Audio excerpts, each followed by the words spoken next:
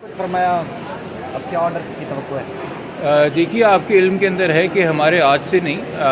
17 تاریخ کو ہم نے پہلا خط لکھا تھا آئی جی صاحب کو، اس حوالے سے کہ ہم نے پریس کانفرنس بھی کی تھی اور ہم نے اپنے خدشات کا ذکر کیا تھا کہ آئی او صاحب اس کیس کے اندر آلریڈی اپنی حتمی رائے قائم کر چکے ہیں،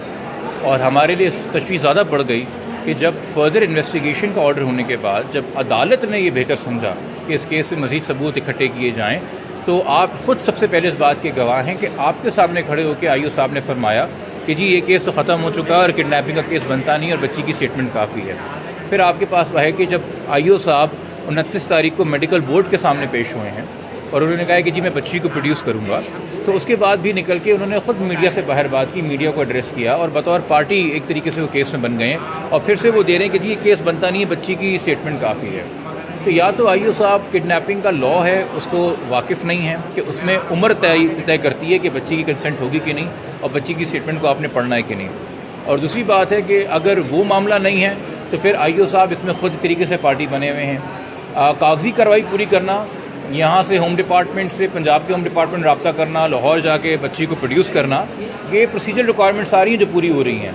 بٹ ایک انویسٹیگیٹنگ مائنڈ جو ہے وہ تمام اینگل سے سوال کرتا ہے، انکوائری کرتا ہے، اور ہمیں نہیں نظر آتا کہ اگر یہ دوبارہ بچی ریکور بھی کر کے میڈیکل بورڈ کے سامنے پیش بھی کرتے ہیں، اس میں بہت سارے اور افینسز کا تعین ہونا ہے،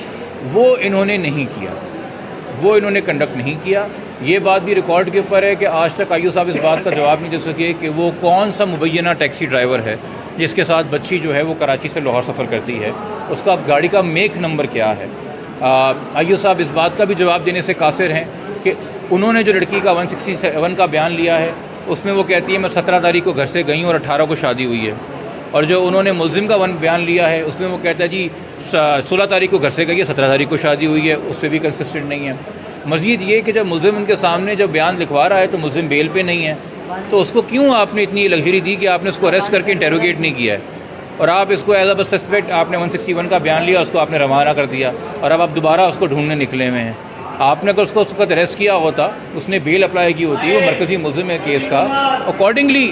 اس میں ہمیں بھی آسانی ہوتی بطور کمپلیننٹ۔ وہ آج جو دوبارہ سے بار بار پنجاب میں جا رہے ہیں اور ڈھونڈتے پھر رہے ہیں، تو یہ مسائل انہوں نے خود ہی کریٹ کیے ہیں، اور میرے خیال میں اپنے لیے نہیں ہمارے لیے کریٹ کیے ہیں۔ عدالت نے کیا آرڈر کیا ہے، کیا کہا؟ عدالت نے کہا جی وہ لیٹ آورز میں فیصلہ کرے گی اس حوالے سے کہ ان کا کیا موقف ہے۔ پراسیکیوشن نے کیا کہا؟ پروسیکیوشن نے کہا کہ جی ان کو اعتراض نہیں ہے، ان کا موقف تھا، اور ہم شکر گزار ہیں پروسیکیوشن کے کہ انہوں نے کہا کہ جی اس کیس میں مدعی کی سیٹسفیکشن پوری ہونی چاہیے، تو اگر مدعی کا موقف ہے اور وہ سیٹسفائیڈ نہیں ہے تو ہمیں اعتراض نہیں ہے کہ اگر اس میں آیو تبدیل کیا جائے۔ Thank you sir, thank you.